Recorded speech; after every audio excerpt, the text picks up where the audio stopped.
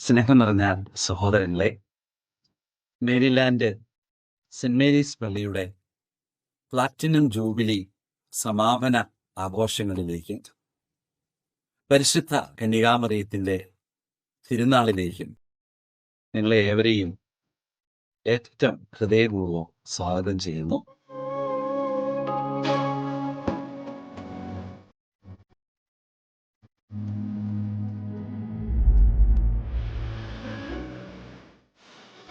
ആയിരത്തി 1949 നവംബർ 1 ആരംഭിച്ച ഈ ഇടവക സമൂഹത്തിന്റെ വിശ്വാസ യാത്ര 75 വർഷങ്ങൾ പിന്നിട്ട് 2024 നിൽക്കുന്ന ഈ സന്തോഷകരമായ മുഹൂർത്തത്തില് ഇടവക സമൂഹത്തോടൊപ്പം ദൈവത്തിന് നന്ദി പറയാൻ, പരസ്പരമുള്ള സൗഹാർദ്ദത്തിൽ വളരാൻ നിങ്ങളെ എല്ലാവരെയും ഈ ദേവാലയത്തിലേക്ക് ഒരിക്കൽ കൂടി സ്വാഗതം ചെയ്യുന്നു.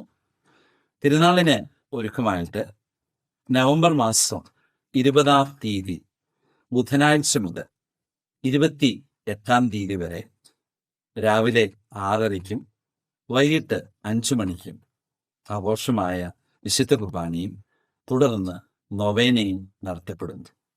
ഈ 9 ദിവസവും വൈകിട്ട് 6:30-ക്ക് ആഘോഷമായ ജപമാല പ്രദക്ഷിണം നടത്തുന്നതാണ്. നൊവേനയുടെ അവസാന ദിവസമായ നവംബർ 28 വ്യാഴാഴ്ച വൈകിട്ട് 7 മണിക്ക് കാഞ്ഞിരപ്പള്ളി അമല കമ്മ്യൂണിക്കേഷൻസ് തയ്യാറാക്കിയ ബൈബിൾ നാടകം ടച്ചൻ വിശുദ്ധ ഔസേപ്പിന്റെ ജീവിതത്തെ പ്രതിപാദിക്കുന്ന നാടകം അവതരിപ്പിക്കുന്നു. നവംബർ 29 വെള്ളിയാഴ്ച 5 മണിക്കാണ് തിരുനാളിന്റെ കൊടിയേറുന്നത്.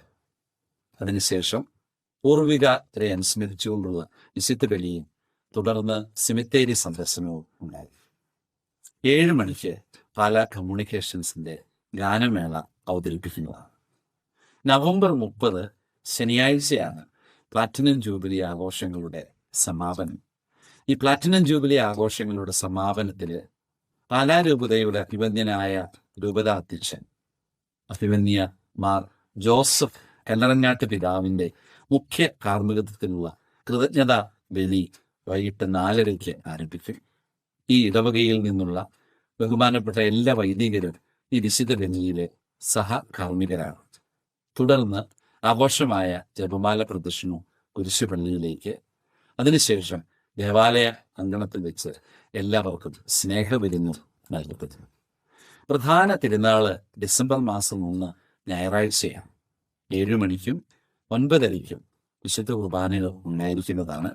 വൈകിട്ട് 4:30-ക്ക് ആഘോഷമായ തിരുനാൾ റാസ. സിറോ മലബാർ സഭയുടെ കൂരിയ മെത്രാൻ അഭിവന്യ മാർ സെബാസ്റ്റ്യൻ വാണിയപ്പൂർ പിതാവ് റാസ കുർബാനയ്ക്ക് മുഖ്യ കാർമ്മികത്വം വഹിക്കും.